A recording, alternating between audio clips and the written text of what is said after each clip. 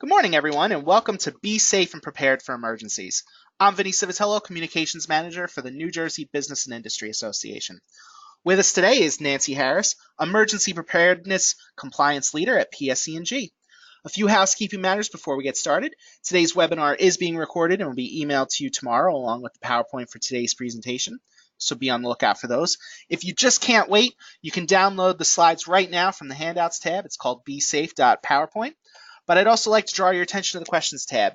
Nancy would be happy to answer all of your questions, so don't hesitate to write them in as they come to you. And I can't stress that enough, write them in as they come to you, or you may forget what you wanted to ask by the time we hit the Q&A. So now let's get things started. Nancy? All right, good morning. As Vinny said, my name is Nancy Harris. I'm the Emergency Preparedness Compliance Leader for Electric at PSE&G, which is just a fancy way to say I'm an emergency manager. Today we're going to go through what you see on the screen. We'll do a quick introduction. We're going to talk a little bit about Know What's Below. We'll talk about storm preparation, the restoration process, how you can work with us during an outage, and then a few ways to stay safe when you see wires and all kinds of dangerous stuff. All right, so real quick. That's me. You'll see that when you get the PowerPoint. All right, so this is New Jersey. That nice swath you see cutting the state in half is PSE&G. We are the only New Jersey-based utility in the state. We provide both electric and gas service, and we provide that service to about 70% of the state's population. So geographically, we don't cover the largest part of the state, but we do cover the most populated parts of the state. We provide electric service to 2.3 million electric meters. So think about how many people are in your home and multiply that 1 meter by that many people. And that's how many people we're serving. That's how we get to that huge portion of the population. We also provide gas to about 1.8 million gas meters. So again, same thing, businesses, homes. We're in 323 municipalities around the state. We work with 11 different county offices of emergency management. We cover 2,600 square miles, and within that space, there's a little over 22,000 distribution circuit miles, a little over 1,900 transmission circuit miles, and then about 18,000 miles of gas main running around under that ground. So the way we get electricity to you, it's generated a couple of different ways. Here in we've got nuclear, we've got some natural gas-fired plants. We've eliminated all of our coal-fired plants.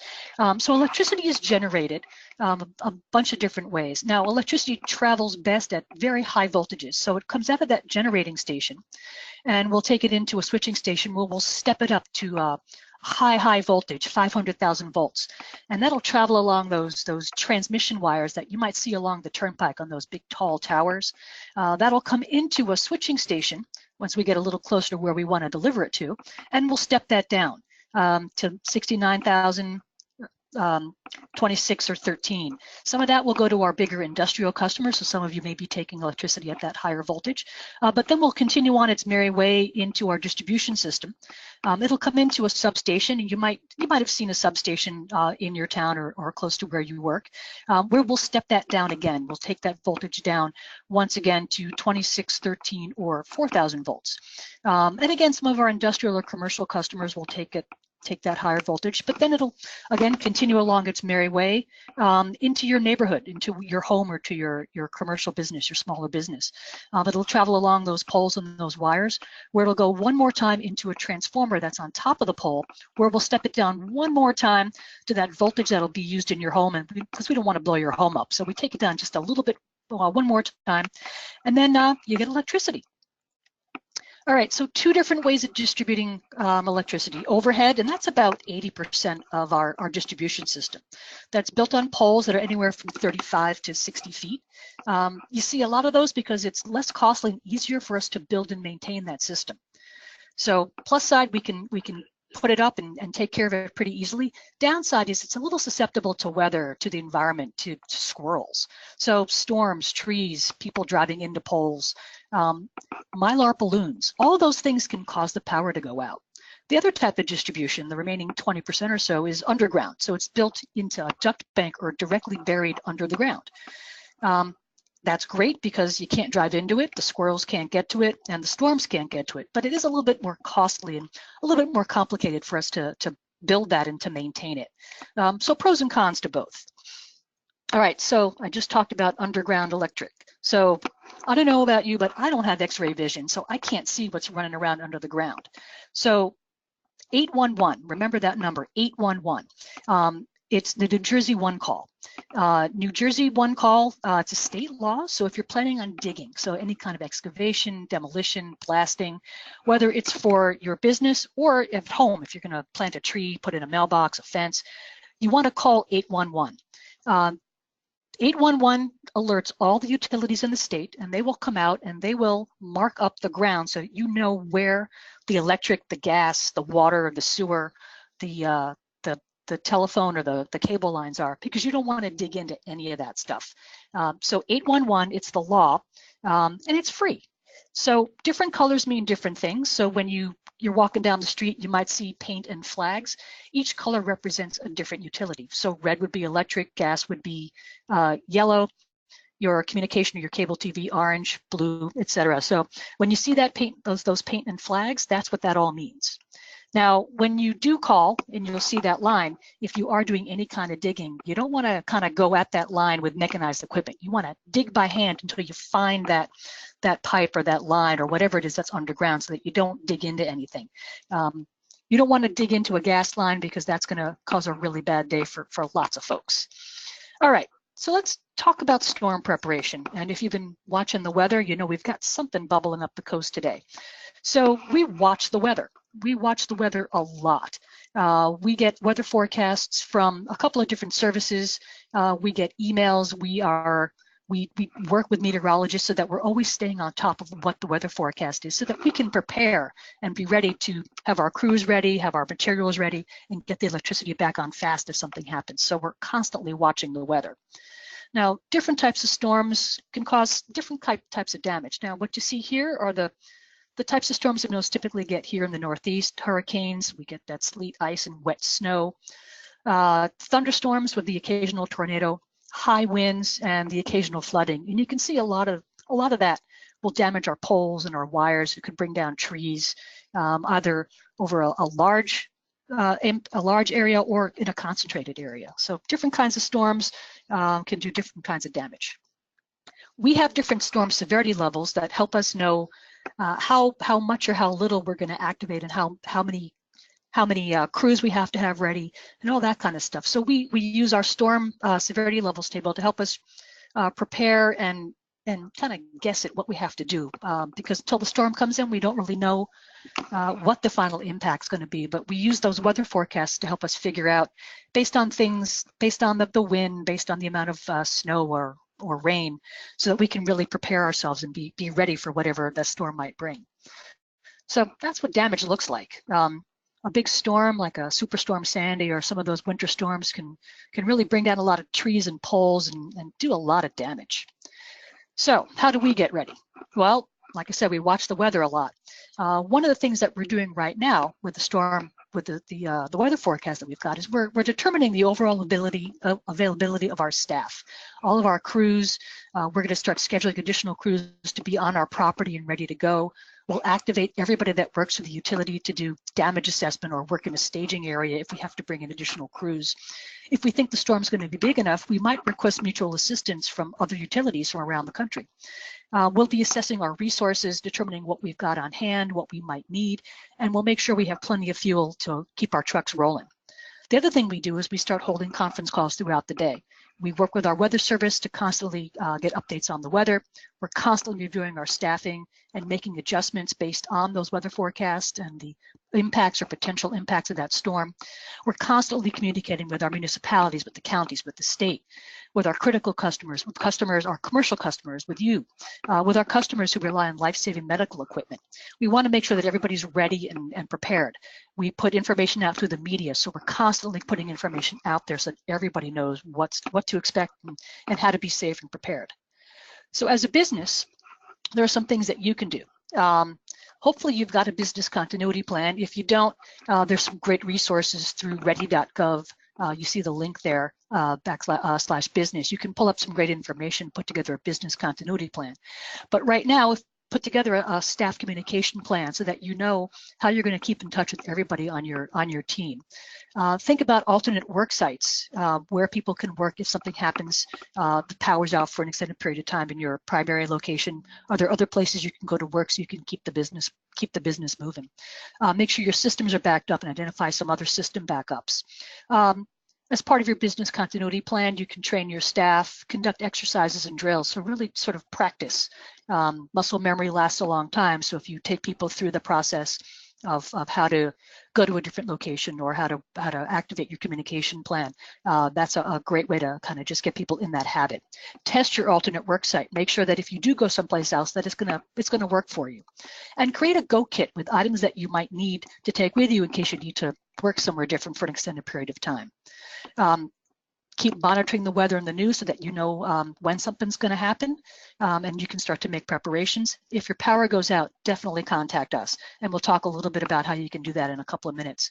And then let your staff, your customers and clients know if you've had to change locations or if you're going to be out for an extended period of time. So just be prepared to act. So plan, prepare, and act. For yourself, you want to do some similar stuff. Take an inventory of what you have at your home that you need that rely on electricity. There are some things you may not realize until it's too late that, oh yeah, I need to plug that in. Know how a power outage might affect your medications or other medical equipment you rely on. Medications sometimes need to be refrigerated, so think about how you can keep that medication refrigerated for an extended period of time if you have to. If you haven't already, sign up for local alerts through your town and make sure you're getting those weather updates. Will your home phone work without power? A lot of us have VoIP phones. We get our phones through our cable provider, or it's a fancy phone that has to plug in. Will your home phone work without power? My parents drag out their Princess phone and plug that in when the power is going to go out. Keep your cell phone and other rechargeable devices charged.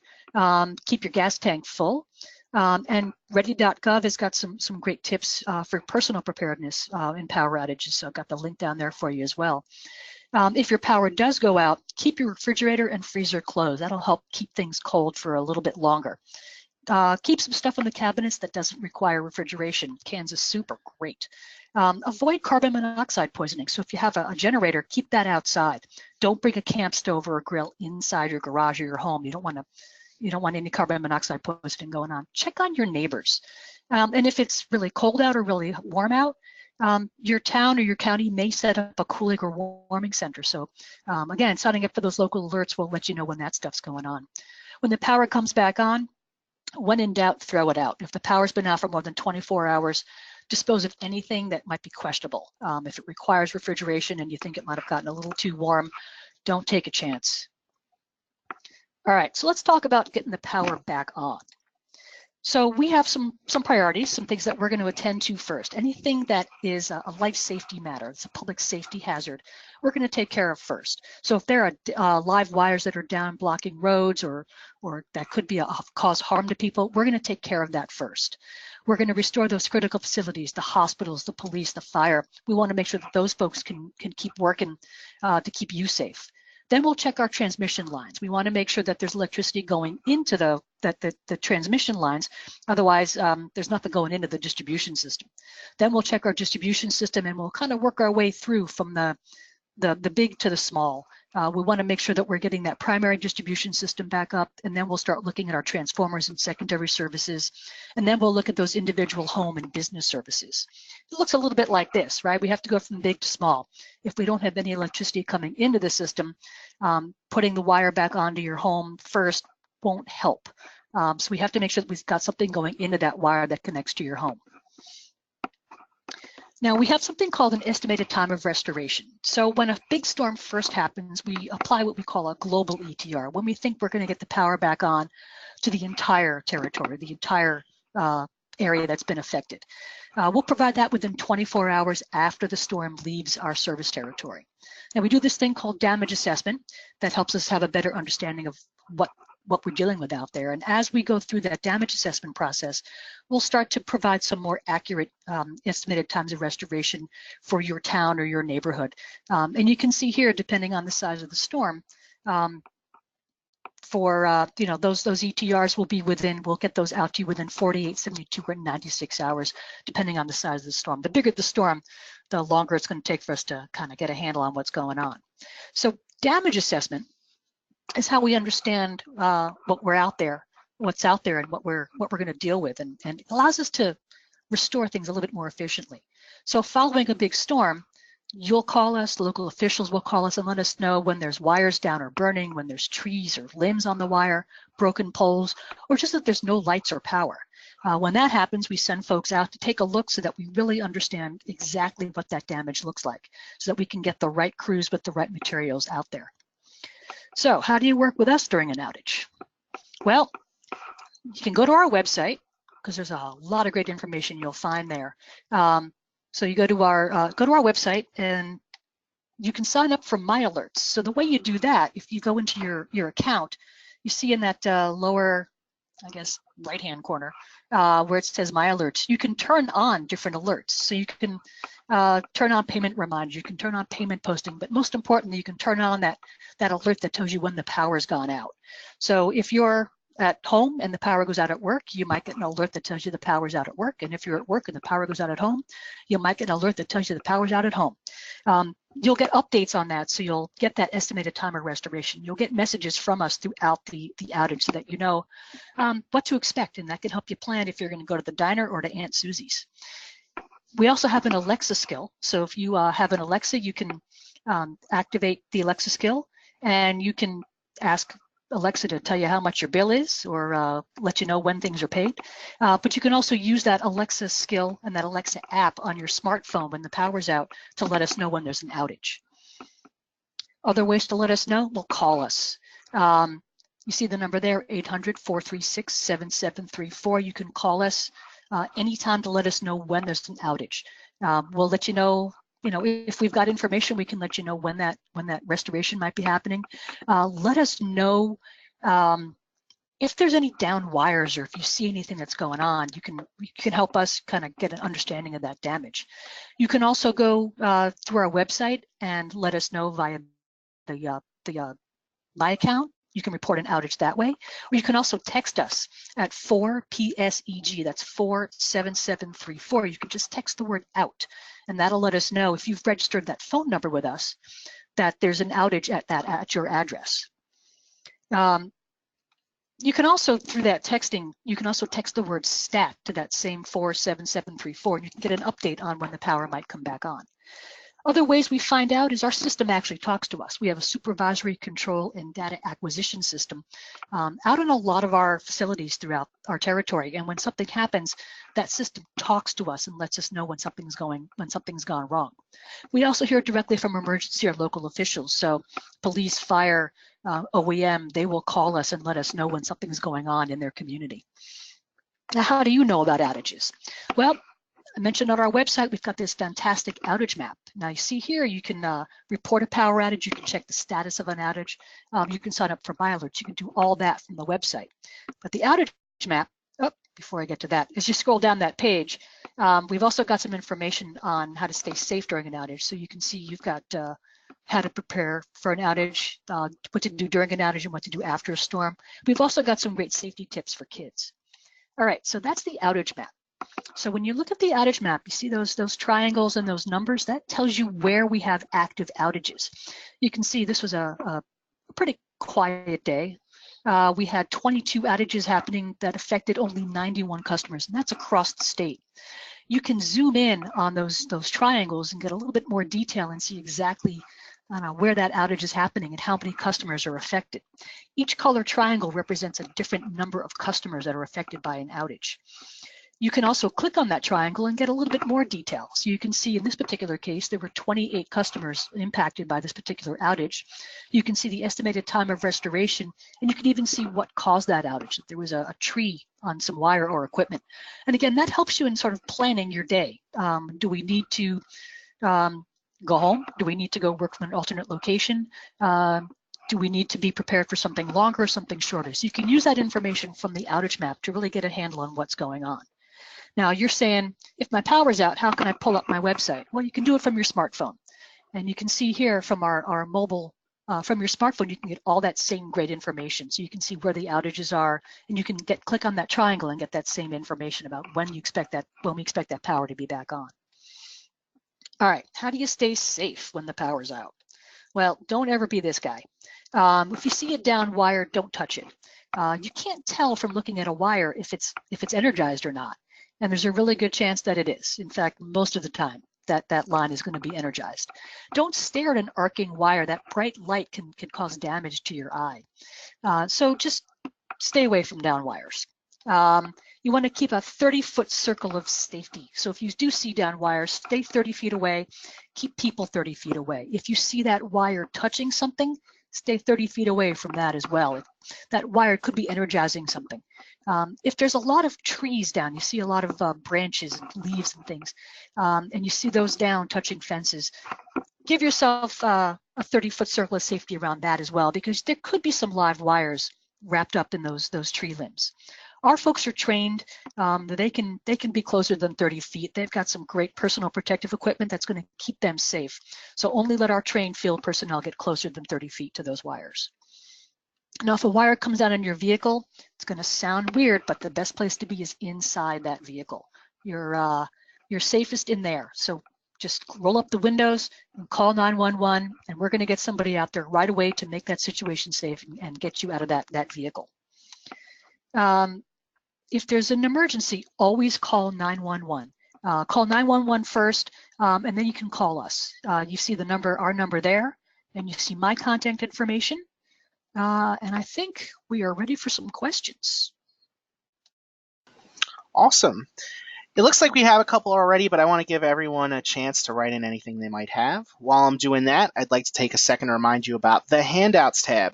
We get a lot of questions from people about how to download the slides. So just open up the tab marked Handouts in your GoToWebinar panel, and the file is right there. You can also just wait until tomorrow, and they'll be emailed to you along with the video recording of the webinar. And there's the Questions tab. If you have a question, type it in right there, and I'll make sure Nancy answers it. And don't be shy. You've got an expert here, so make sure to take advantage of her. I can't tell you how many times I read the post-webinar evaluations and see someone disappointed that a relevant topic wasn't covered, that you came and you thought the webinar was too broad or that it was too in the weeds. This is your opportunity to make the webinar your own and take it in whatever relevant direction you'd like. So with all of that out of the way, our first question comes from Pedro, who would like to know, who should I call if my power goes out at a location where I don't have PSE&G for electric delivery? So if you don't have PSE&G, you should call the utility that serves that location. In New Jersey, you've got Atlantic City Electric, Jersey Central, JCP&L, and then up in Bergen County, there's a little bit of Orange and Rockland up there. So there are 3 other utilities in the state that serve New Jersey. Make sure you know which one is serving your location. Sorry, here's another one that's kind of not you. But Ralph asks, should I plan for emergencies involving my gas service too? Definitely. I mean, while a storm may not impact a gas service as much as it might impact electric service, there could be impacts. You should always have a contingency plan for heating, for cooking, for water heating. There could be a loss of gas in the event of a major flood. Remember I talked about 811 and the importance of knowing what's below? Well, if somebody doesn't call 811, they could dig in and damage that gas service, and that could cause you to lose gas in your location. So always have a backup plan for losing gas as well. Felicia would like to know, you mentioned access via Alexa. Do you have an app or access via Google Home? We do not, but it's in the works, so stay tuned. Karen asks, and actually I'm going to double this question. How do I confirm that my outage has been reported to PSE&G and obtain a status? So like sometimes I'm sitting at home, I let you know, or maybe I'm wondering if somebody else let you know. Is there anything that tells me, yeah, we got it, don't worry? Sure. Remember I mentioned if you've signed up with us for My Alerts, you've connected your cell phone number to your account, you can just text the word STAT to that 47734, and you'll get a notification back from us that lets us know that we've got the information, and gives you the estimated time of restoration. If you're unsure if that outage has been reported, just text the word out to us and you'll get that same information back. Rachel asks, are there other issues with electric delivery I should know about other than total outages? Sure. There could be intermittent power, and that's where your lights might flicker on and off repeatedly. That could be due to a tree leaning close to a circuit or being moved by wind to brush the wires. There's partial power. Sometimes a tree limb can fall and take out only one of the 3 distribution wires you see on the pole. So that's when one phase has been damaged, you might only see lights in 1/3 of your home or your plant. Low voltage or voltage spikes can occur during storms and after restoration efforts are underway. You should always have some surge protection on that sensitive equipment, like your computers, your phones, your computers, televisions, and there could just be other power quality issues. So it's not just on or off. There could be a variety of things that are sort of in between. Miles, I'm going to summarize this question. Miles basically wants to know if you do tree trimming after storms when stuff falls on the wires. So we do a lot of tree trimming throughout the state all the time. During a storm situation, we're going to be out there trimming trees. Our tree trimmers are specially trained to work around power lines. After a storm, though, we'll take care of stuff during a storm. It really depends on where that tree is located. If it's on your property, that's going to probably, if it's a storm damage, that might be more your responsibility. It's really best to check or to call us and check. We've got our vegetation management folks are available, you can email or call call our 800-436-7734 to ask a question. Cool. We have one here from Karen who asks, is the My Alerts for residential customers only, or can a business do it too?